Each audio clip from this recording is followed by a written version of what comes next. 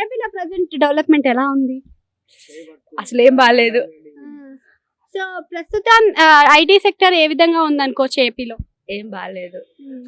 So ఇప్పుడు నారా లోకేష్ గారు పాదయాత్ర చేసేసారు ఆల్రెడీ. సో ఆ పాదయాత్ర వల్ల మార్పు ఏదైనా వచ్చిందో ప్రజల్లో?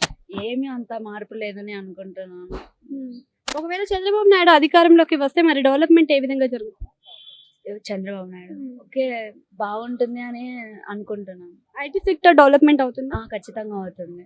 చాలా మేరకు హైదరాబాద్ లో డెవలప్ చేసింది చంద్రబాబు నాయుడు అంటుంది. ఎస్, చంద్రబాబు నాయుడు ఇక్కడ డెవలప్మెంట్ చేసిన లాగానే ఆంధ్రలో కూడా డెవలప్మెంట్ మంచిగా ఉంటుందని అనుకుంటున్నాను. విద్యార్థులకు రియంబర్స్మెంట్ అందుతుందా ఇప్పుడు ప్రెసెంట్? అందుతుంది. సో జగన్ కి ఇప్పుడు వాళ్ళ చెల్లె వ్యతిరేకత చూపిస్తుంది కదా. సో అలా వ్యతిరేకత చూపించడం వల్ల జగన్ కి ఏదైనా ఎఫెక్ట్ అయ్యే ఛాన్స్ ఉందా? ఆల్మోస్ట్ కొంచెమైనా ఎఫెక్ట్ అవుతుంది కదా. ఫ్యామిలీ పర్సన్స్ అలా ఉంటే ఖచ్చితంగా కొంచెమైనా అవుతుంది. టీడీపీ, జనసేన, కాంగ్రెస్ 3 కలిసి వస్తున్నాయి. మరి జగన్ పరిస్థితి ఏమవుతుందో చూడాలి.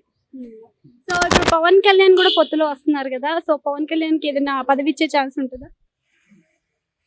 అంటే ఇప్పుడే రాదు, కొన్ని ఇయర్స్ ఆయనకి ఎక్స్పీరియన్స్ వచ్చిన తర్వాత మేబీ రావచ్చు.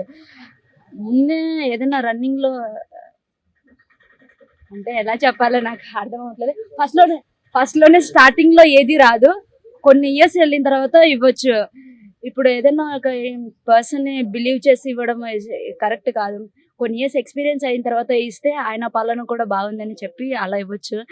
సో ముందుగానే పరిగెత్తుతుండగానే ఏదో ఇచ్చి ఏదో చేసేయడం అది కరెక్ట్ కాదు. కొన్ని ఇయర్స్ తర్వాత ఇస్తే ఆయన పాలన కూడా బాగుందని జడ్జి చేసి చెప్పచ్చు. Thank you. ఒక్క నిమిషం ఆగు.